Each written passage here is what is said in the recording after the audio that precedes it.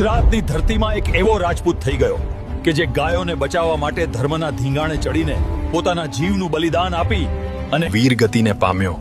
અને પછી એવું તે શું થયું કે એને સ્વર્ગમાંથી ભૂત બનીને નીચે ધરતી પર આવવું પડ્યું.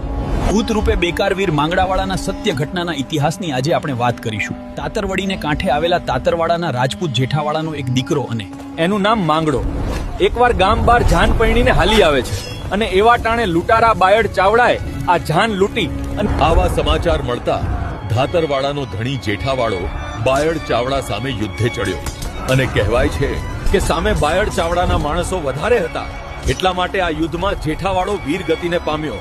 અને પછી તો રજવાડું પડતું મૂકીને નાનકડા માંગડાને લઈ એની માતા એના પિયર ભૂમલી ગામ આવે છે.